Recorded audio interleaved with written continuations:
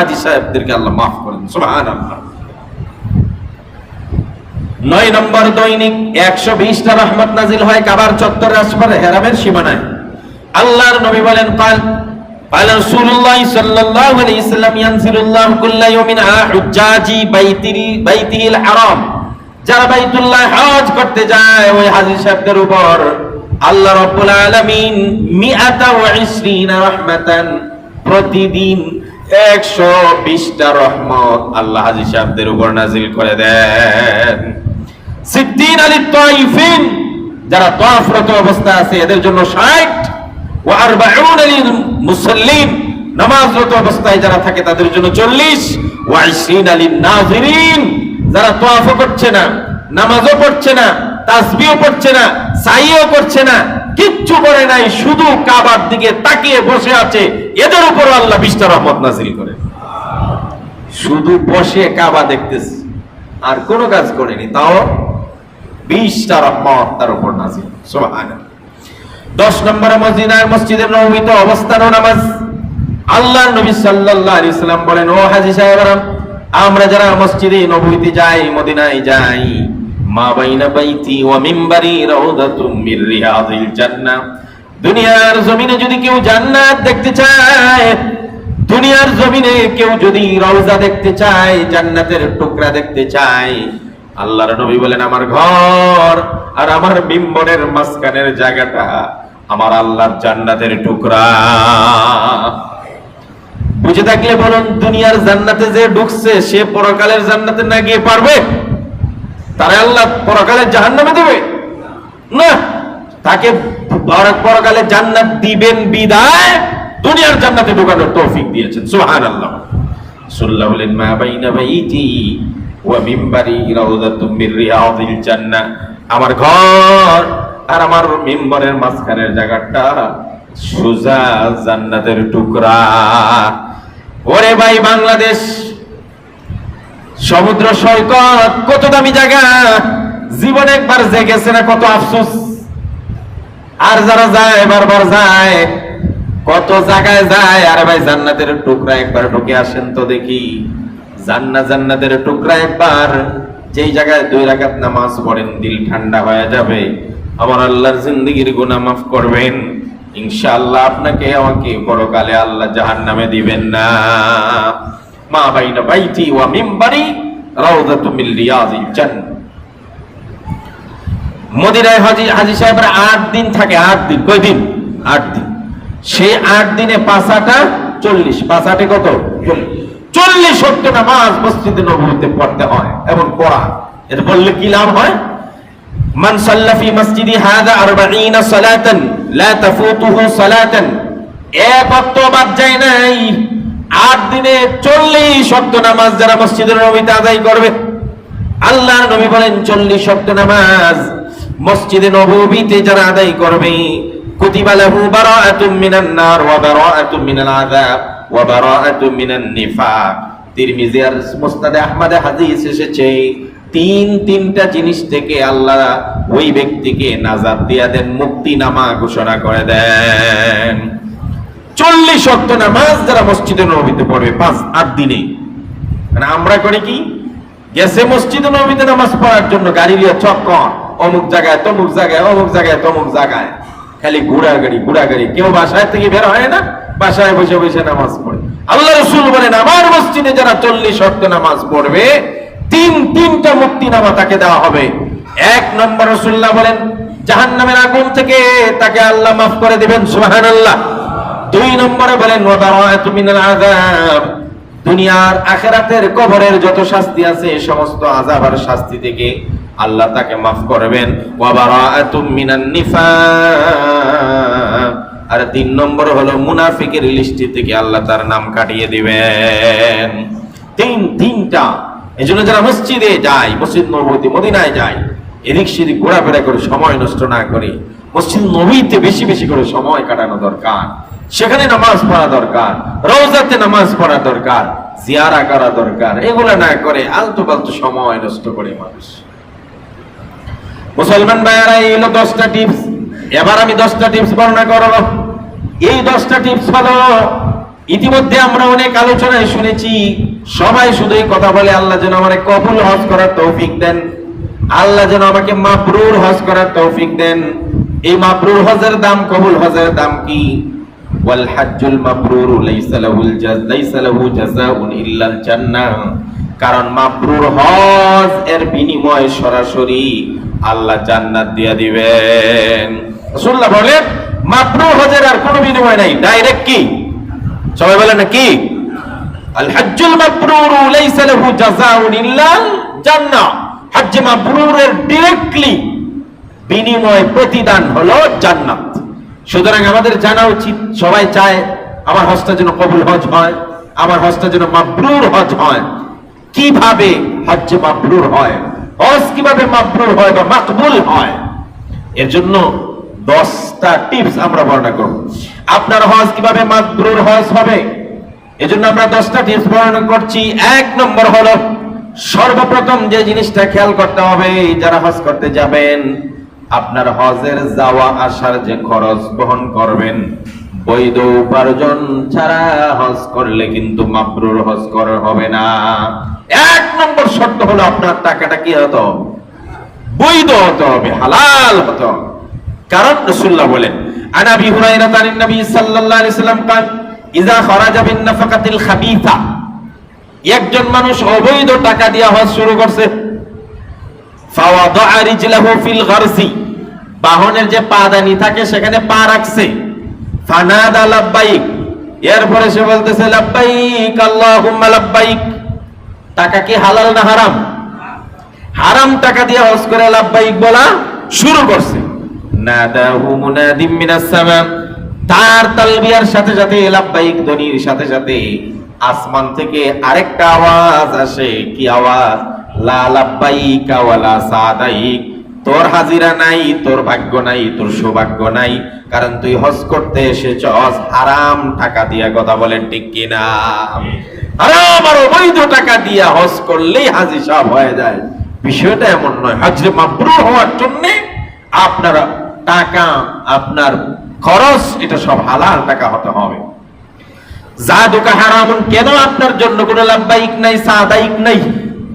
কারণ জাদুকা হারামুন, তোমার মাল হারাম, ওয়া নাফকাতুকা হারাম, তুমি যা খরচ করছো সেটাও হারাম, ওয়া হাজ্জাতুকা গায়রু মাবরুর, তোমার হজ এটা মাবরুর হজ হয় নাই। বুঝে থাকলে বলুন, হজ মাবরুর হওয়ার জন্য সর্বপ্রথম শর্ত হলো হজের টাকা কি হওয়া চাই? সবাই বলেন হালাল। 2 নম্বর লোক দেখানো কিংবা সুনাম কুড়ানোর মানসিকতা বর্জন, আর নাহলে হজ মাবরুর হবে না। আমাদের দেশের মানুষকে দেখানোর জন্য হজ করার লোক কম না বেশি? সবাই বলে না?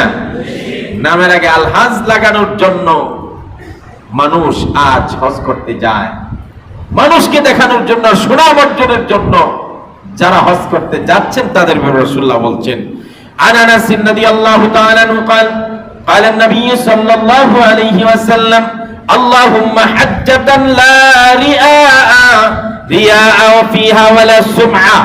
আল্লাহ আমাকে এমন হজ করার তৌফিক দেন যে হজের মধ্যে লোক দেখানো থাকবে না আর সুনাম কোরানোর ইচ্ছা থাকবে না। আজকে আমাদের সমাজে যারা হজ করে না তারা তো একটু টাকা থাকার পর হজ করে না, আবার যারা করে এর মধ্যে অনেকেই হজ করে টাকার গরমে শুধু হজ করতে যায়। উদ্দেশ্য গুনাহ মাফ করানো নয়, উদ্দেশ্য আল্লাহর কাছে নিজেকে সুবুত করা নয়, উদ্দেশ্য হলো মানুষ আমাকে হাজি বলুক, আমার সুনাম ছড়িয়ে পড়ুক, নামের আগে আলহাজ লাগুক। কথা বুঝে থাকলে বলুন, এই লোক হজ করার জন্য যাচ্ছে, এটা লোক দেখানোর হজ, এটা সুনাম করানোর হজ। এমন নিয়ত করে যারা হজ চায়, কিয়ামত পর্যন্ত হজ করলে হজ মাবরুর হবে না। সুপ্রিয় ভাইয়েরা আমার, এই জন্য মানসিকতা চেঞ্জ করতে হবে, লোক দেখানো ভাব দূর করতে হবে, সুনাম করানোর ইচ্ছা দূর করতে হবে। 3 নম্বর হজ মাবরুর হওয়ার জন্য শর্ত হলো আল্লাহ করানো এবং ভালো কথা বলা, আহার করানো এবং ভালো কথা বলা। হজ্জে গিয়ে বেশি বেশি আহার করানো, মানুষকে খাবার খাওয়ানো, আর ভালো কথা বলা। ভালো কথা বলা, ভালো কথা বলা, এই জিনিসটা কত গুরুত্বপূর্ণ আপনারা জানেন না। ভালো কথা বলতে হবে। হযরত জাবের থেকে বর্ণিত, নবীজিকে প্রশ্ন করা হলো, কোন কাজ হজকে হজ্জে মাবরুর করে? ইয়া রাসূলুল্লাহ, কোন কাজ করলে পরে মানুষের হজটা হজ্জে মাবরুর হয়ে যায়? আমার নবীজি বলেন, ইতআমুত তাআম ওয়া তিবুল কালাম, মানুষকে খাবার খাওয়ানো আর তিবুল কালাম, ভালো কথা বলতে হবে, নাহলে হজ্জে মাবরুর হবে না। আমি আগে বুঝতাম না যে হজ্জে মাবরুর হওয়ার জন্য ভালো কথা বলতে হবে, এটা আবার কি? আমরা তো কথা ভালোই বলি। এবার হজ করার পরে বুঝতে পারলাম কি পরিমাণ আজে বাজে কথা যে মানুষ হজে গিয়ে বলতে পারে। বিশ্বাস করবেন না, বাঙালি এত নষ্ট, এত নষ্ট।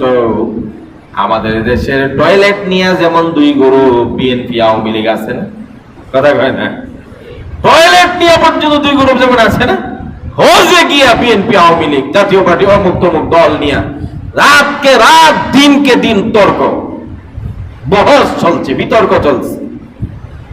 তখন মনে পড়ছে, আরে রাসূলুল্লাহ বলছেন হজ্জে মাবরুর হওয়ার জন্য মানুষকে খাবার খাওয়ানো আর ভালো কথা বলতে হবে, উত্তম কথা বলতে হবে।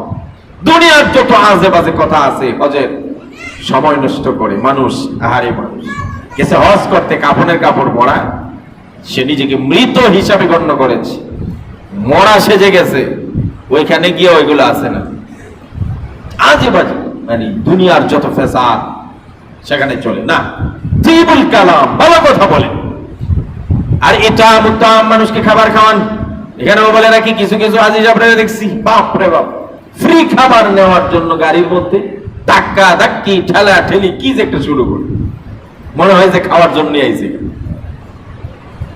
এক দুই নম্বর খানা যদি একটু বেশ কম হয় তাহলে মুআল্লিমরে দইরা মারবে না কুবাইবে, আল্লাহ জানে কি যে অবস্থা শুরু করে দেয়।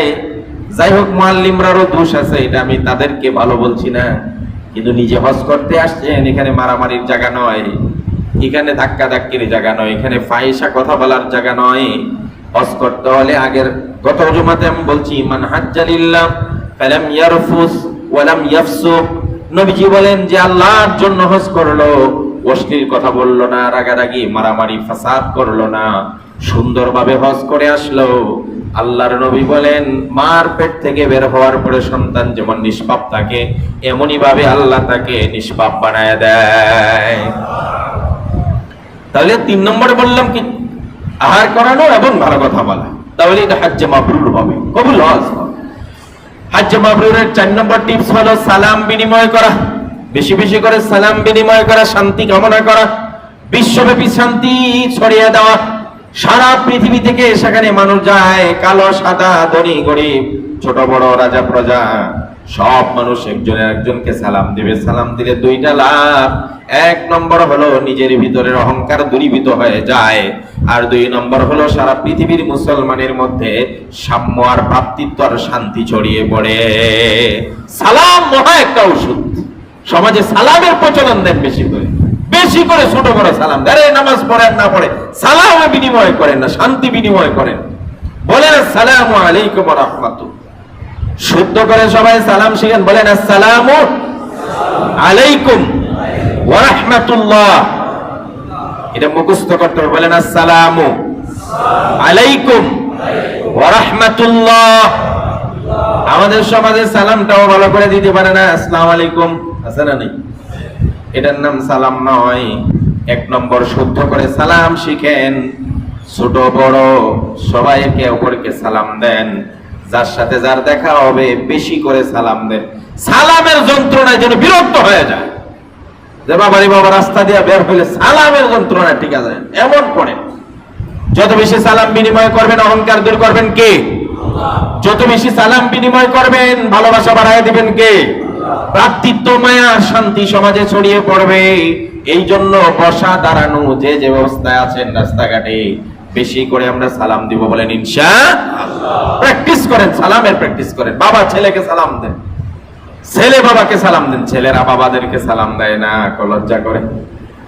এই দুনিয়া সবার জন্য শান্তি কামনা করে, বাবার জন্য শান্তি কামনা করে না। এই জন্য তো ঘরে অশান্তি। স্বামী বউকে সালাম দেয় না, বউ স্বামীকে সালাম দেয় না, ভাই ভাইকে সালাম দেয় না, ভাই বোনকে সালাম দেয় না। কথা বলেন ঠিক কিনা? ঘরে এই কারণে শান্তি নাই। একে অপরকে যদি সালাম করতো, মা ছেলেকে সালাম করে, ছেলে ও মাকে সালাম করে, স্বামী স্ত্রীকে সালাম করে, স্ত্রী ও স্বামীকে সালাম করে, বড় ভাই ছোট ভাইকে সালাম করে, ছোট ভাই বড় ভাইকে সালাম করে, বাবা সন্তানকে, সন্তান বাবাকে, সবাই সবাইকে বলছে আসসালামু আলাইকুম ওয়া রাহমাতুল্লাহ। আমার আল্লাহর পক্ষ থেকে আপনার প্রতি শান্তি আর রহমত নাজিল হয়ে যায়। কত বড় দোয়া! আমি আমার বাবাকে এই কথাটা বলতে পারি না যে আপনার প্রতি আল্লাহ শান্তি হোক। কেন? শরম লাগে হুজুর। কি লাগে? চিন্তা করেন, বাবার জন্য শান্তি কামনা করতে শরম লাগে, রহমত কামনা করতে শরম লাগে, বরকত কামনা করতে শরম লাগে, আর মানুষকে সালাম দেয়। এই জন্য ঘরে বাহিরে বাবা ছেলে সব জায়গায় সালাম আছে না নাই? বেশি করে আফসুস সালাম। নবীজি বলেন বেশি করে সালাম দাও, বেশি করে আফসুস সালাম, বেশি করে সালামের প্রচলন ঘটায় দাও। শুধু সালাম না, এমনও বলছেন তুমি সালাম দাও যাকে চিনো, যাকে চিনো না সবাইকে সালাম দাও, সবাইকে সালাম দাও। সালামের সমাজ গঠন করতে হবে। তাহলে হজ্জে মাবরুর হওয়ার জন্য 4 নম্বর কাজ হলো বেশি করে কি দেওয়া? সালাম দাও। 5 নম্বরে তালবিয়া পাঠ ও কুরবানি করা, বেশি বেশি তালবিয়া পাঠ করা আর যথাযথভাবে কুরবানি আদায় করা। কারণ আবু বকর রাদিয়াল্লাহু তাআলা আনহু থেকে বর্ণিত হাদিস, নবীজিকে জিজ্ঞেস করা হলো হুজুর হজে গিয়ে কোন কাজটা করলে বেশি সওয়াব হয়? আল্লাহর নবী বললেন আল আজ্জু ওয়াস সাজ্জু। 1 নম্বর হলো আজ। আজ মানে তালবিয়া পাঠ করা বেশি বেশি করে, লাব্বাইক আল্লাহুম্মা লাব্বাইক লা শারীকা লাক লাব্বাইক, এই তালবিয়া বেশি বেশি করে পাঠ করা আর জমিনে রক্ত ঝরানো মানে কুরবানি করা। এই 2টা কাজ হজে গিয়ে করলে সওয়াব কম না বেশি? বেশি। তাহলে এটা হলো 5 নম্বরটি। 6 নম্বর সৎ প্রতিবেশী সুলভ আচরণ করা। আমার কাছে যার বেড সাথে সে আমার প্রতিবেশী, আমার রুমের পাশের রুমে যে যায় সেও আমার প্রতিবেশী। আমি রাস্তা দিয়ে হাঁটার সময় আমার সঙ্গে অনেক কালো মানুষ, সাদা মানুষ, বিভিন্ন রঙের মানুষ যাবে, এরা আমার প্রতিবেশী। আব্দুল্লাহ ইবনে ওমর রাদিয়াল্লাহু তাআলা থেকে হাদিস বর্ণিত, তিনি বলেন হজের মধ্যে সবচেয়ে পুণ্যের কাজ হলো মানুষকে খাবার খাওয়ানো আর পাশে যে থাকে প্রতিবেশীর সঙ্গে ভালো ব্যবহার দেখানো। সুবহানাল্লাহ। এই জায়গাটাতে আপনারা পয়েন্ট নোট করবেন, কারণ সারা পৃথিবী থেকে মানুষ যায়, এক একজন মানুষের ফিতরা তার স্বভাব এক এক রকম, কত রং কত রঙের মানুষ যায়। সেখানে যদি ভালো ব্যবহার না করা হয় তাহলে ঝগড়া নিশ্চিত। অথচ হজের মধ্যে ঝগড়া নিষেধ, লা জিদালা ফি ওয়ালা ফুসুকা ওয়ালা জিদাল। আল্লাহ বলেন ঝগড়া নাই, ফাসিকি নাই, ফিতনা করা যাবে না। সুতরাং এই টিপসটা অনেক গুরুত্বপূর্ণ। আমার পাশে যে থাকবে, আমার রুমমেট যে হবে, আমার পাশে যে হেঁটে যাবে, আমার তাঁবুর পাশের তাঁবু যে থাকবে, তার সঙ্গে আমাকে ভালো ব্যবহার দেখাইতে হবে। সবাই যদি ভালো ব্যবহার দেখায় তাহলে দেখবেন গোটা বিশ্বের মানুষ, লক্ষ লক্ষ মানুষ সেখানে জমা হয়, একটাও মার হবে না। কথা বলে ঠিক কিনা? এটা বাস্তব। যেই তুলনায় মানুষ জমা হয় প্রায় 1.5 মাস, এই মানুষগুলো একসাথে দেখেন, একসাথে 8 তারিখ মিনায় যায়, মিনার থেকে মুজদালিফা হয়ে যায় সেই আরাফায়, আরাফাত থেকে আবার 9 তারিখ ফিরে আসে, সেখান থেকে মুজদালিফা, মুজদালিফা থেকে মিনা, মিনার থেকে আবার জামরা, জামরাত থেকে আবার কাবা, সেখানে আবার মানে তাওয়াফ, সব কাজ একসাথেই হচ্ছে, মানুষগুলো একসাথে যাচ্ছে। এত ভিড়, এত মানুষ, কিন্তু ঝগড়া কয়টা হয়? হজে মারামারি করে 10 জন লোক মারা গেছে, এমন নিউজ আসছে। মারামারি করে 2 জন লোক মারা গেছে, এমন নিউজ আসে না। কিন্তু যেখানেই পৃথিবীতে জামায়াত আছে সেখানেই চেয়ার চুরাচুরি আছে না নাই? কথা কয় না কা? আর 500 লোক জমা হলেই চেয়ার চুরাচুরি করে স্টেজ ফাটায় এলায়, আছে না নাই? কেন নাই? হজের মধ্যে জিদাল নাই কেন? আল্লাহ নিষেধ করছেন লা ফুসুকা ওয়ালা জিদাল, হজে কোনো বাড়াবাড়ি মারামারি চলবে না। এই জন্য এই কাজটা দরকার, প্রতিবেশীর সঙ্গে ভালো ব্যবহার করা। হযরত আব্দুল্লাহ ইবনে ওমর বলেন হজের মধ্যে সবচেয়ে পুণ্যের কাজ হলো প্রতিবেশীর সঙ্গে ভালো ব্যবহার করা। কারণ রাসূল করিম সাল্লাল্লাহু আলাইহি সাল্লাম বললেন মান কানা ইউমিনু বিল্লাহি ওয়াল ইয়াউমিল আখির ফালইউকরিম ফালইউহসিন ইলা জারি। যদি কোনো মানুষ আল্লাহর প্রতি অগাধ বিশ্বাস ভালোবাসা থাকে আর পরকাল মানে সে যেন তার প্রতিবেশীর সঙ্গে বন্ধুসুলভ ভালো আচরণ যেন দেখায়, সে প্রতিবেশী যেন আমার দ্বারা কষ্ট না পায়। কারণ আমরা প্রতিবেশীকে কষ্ট যত দেওয়া যায়, কথা বলে ঠিক কিনা, আমরা যত কষ্ট দিতে পারি, দেখবেন ইচ্ছা করে কিছু প্রতিবেশী আছে ইচ্ছা করে গান বাজনা প্রায় 3-24 ঘন্টা বাজাইব, আপনাকে তেলাওয়াত করতে দিবে না, আপনাকে পড়তে দিবে না, নামাজ পড়তে দিবে না, ঘুমাইতে দিবে না। ইচ্ছা করে সাউন্ড বক্সে একেবারে বিশাল সাউন্ড দিয়ে গান বাজাবে, প্রতিবেশীকে কষ্ট দেয়, আপনি ইমানদার না? আপনি ওকে আমি মানুষই মনে করি না। ইমানদার তো পরে যারা মানুষ হয়ে মানুষকে কষ্ট দেওয়ার জন্য ইচ্ছাকৃত প্রতিবেশীর সঙ্গে এই সমস্ত খারাপ বিহেভ করে, এত মোমেন দূরের কথা, একে মানুষই মনে করা যাবে না। ইচ্ছাকৃত ময়লা দুর্গন্ধ প্রতিবেশীর উপর ফেলায়, তার সীমানার দিকে ফেলে দেয়, ড্রেনটা ইচ্ছাকৃত ভাবে তার দিকে খুলে দিয়েছে। ইচ্ছাকৃত যারা প্রতিবেশীকে কষ্ট দেয়, রাসূলুল্লাহ বলেন এরা ইমানদার নয়। আর আমি বলি এরা মানুষ না। কথা বলেন ঠিক কিনা? এই জন্য আপনি আপনার প্রতিবেশীর সঙ্গে ভালো ব্যবহার দেখান, আপনার প্রতিবেশীও আপনার সঙ্গে ভালো ব্যবহার দেখাবে। হজের মধ্যে সবচেয়ে পুণ্যের কাজটা হলো মানুষের সঙ্গে ভালো ব্যবহার করা। সুপ্রিয় ভাইয়েরা, এই গেল 6 নম্বর। 7 নম্বর রাসূলুল্লাহ বলেন তাকওয়া অর্জন করা। তাকওয়া নিয়ে যাবেন হজে, ব্যাগ ভর্তি করে তাকওয়া নিয়ে যেতে হবে। ব্যাগ ভর্তি করে টাকা, ব্যাগ ভর্তি করে চকলেট, ব্যাগ ভর্তি করে আচার, মরিচ, চাল, চিরা, ভাজা, এই সেই কাপড় চাপড়, লাকিজ ভর্তি করে মানুষ নিয়ে যায়। আর আমার আল্লাহ বলেন ওয়াতাযাওয়াদু ফাইন্না খায়রাজ যাদিত তাকওয়া। আল্লাহ রাব্বুল আলামিন বলেন তোমরা নিয়ে যাও জিনিসপত্র, তবে সবচেয়ে উত্তম জিনিস যেটা নিয়ে যাবে, লাকিজ ভর্তি করে নিয়ে যাও, সেটার নাম হলো তাকওয়া। আল্লাহর ভয় সবচেয়ে বেশি নিয়ে যেতে হবে, আর না হলে জায়গায় জায়গায় সমস্যা হবে। তাহলে হজ্জ মাবরুরের জন্য 7 নম্বর হলো আপনাকে তাকওয়া অর্জন করতে হবে, আল্লাহর ভয় সবসময় ভিতরে রাখতে হবে। 8 নম্বর হলো ধৈর্য ধারণ করা। সাউর ইবনে ইয়াজিদ থেকে বর্ণিত, তিনি বলেন যে এই কাবা করার ইচ্ছা করলো অথচ তার মধ্যে 3টি বৈশিষ্ট্য নেই, তার হজ নিরাপদ না। 3টে বৈশিষ্ট্য ছাড়া যে হজ করতে যায় তার হজ কিনা নিরাপদ না। 1 নম্বর ধৈর্য। ধৈর্য লাগবে, প্রচুর ধৈর্য লাগবে। ধৈর্য ছাড়া হজ করা যাবে না। যা দিয়ে সে তার মূর্খতাকে নিয়ন্ত্রণ করবে, ধৈর্যের মাধ্যমে মানুষের মূর্খতাকে নিয়ন্ত্রণ করা যায়। 2 নম্বর তাকওয়া, যা তাকে আল্লাহর নিষিদ্ধ কাজ থেকে বিরত রাখবেই। তাকওয়া না থাকলে হারাম কাজ থেকে বাঁচা যায় না। আর সাথে সঙ্গী সাথীদের সঙ্গে ভালো ব্যবহার, এই 3টা জিনিস হজের জন্য ভেরি ইম্পর্টেন্ট। এই গেল আমাদের 8 নম্বর। হজ্জ মাবরুরের জন্য 9 নম্বর টিপস হলো দুনিয়ার প্রতি অনুগ্রহতা ও আখিরাতের প্রতি আগ্রহ বাড়াতে হবে। দুনিয়ার বিমুখতা হতে হবে, আখিরাতের প্রতি আগ্রহ বাড়াতে হবে। এক ব্যক্তি হাসান বসরিকে জিজ্ঞেস করলো, হে আবু সাইদ, মাবরুর হজ কোনটা? কোনটাকে মাবরুর হজ বলা হয়? হযরত হাসান বসরি বলেন, যে হজ দুনিয়ার প্রতি অনাগ্রহী এবং আখিরাতের প্রতি আগ্রহ বাড়ায়, বুঝতে হবে ওই হজটা হলো হজ্জে মাবরুর। এটা হলো 9 নম্বর টিপস। আর সবচেয়ে গুরুত্বপূর্ণ পয়েন্ট, যেটা দ্বারা বোঝা যাবে যে তার হজটা কবুল হয়েছে, মাবরুর হজ হয়েছে, 10 নম্বর পয়েন্টটা হলো হজের আগের অবস্থা থেকে পরের অবস্থা উন্নতি হওয়া, পরিবর্তন হওয়া, ডেভেলপ হওয়া। যদি হয় তাহলে বুঝবেন এই হজ কবুল হয়েছে, আর যদি না হয় তাহলে হজ কবুল হয় নাই। কথা বুঝেননি? একজন মানুষ হজ করে আসছে, এখন সে আল্লাহর হকও পালন করে না, বান্দার হকও পালন করে না। 1 নম্বরে দেখেন, আগেও সে নিয়মিত নামাজ পড়তো না, হজ করে আসার পরেও, তাহলে এটা হজ কবুল হয়েছে, এটা হচ্ছে মাবরুর। এটা হলো সবচেয়ে গুরুত্বপূর্ণ পয়েন্ট। যদি কোনো মানুষের হজ পরিবর্তন সাধিত না করতে পারে, তার হজটা মাবরুর হজ হয় নাই। আল্লাহর যতগুলো বিধান আছে সবগুলো বিধান আল্লাহর হক আদায় করবে। আগে যে পরিমাণ রোজা রাখতো এখন ভালো করে রোজা রাখে, আগে যা যা তেলাওয়াত করতো এখন বেশি করে। আগের আমল আর এখনের আমলের মধ্যে একটু পার্থক্য হয়ে গেছে, আগের আমলের তুলনায় এখনের আমল বেড়ে গেছে, মানিছে, হজ কবুল হয়েছে। আর 2 নম্বর হলো বান্দার যত হক আছে সেগুলোও সে আগের থেকে বেশি আদায় করে। আগে মানুষের সঙ্গে মিথ্যা কথা বলতো, এখন মিথ্যা বলে না। আগে মানুষের আমানতের খেয়ানত করতো, এখন আর করে না। আগে মানুষের টাকা মেরে দিত, এখন আর মারে না। আগে মানুষের সঙ্গে খারাপ ব্যবহার করতো, এখন আর করে না।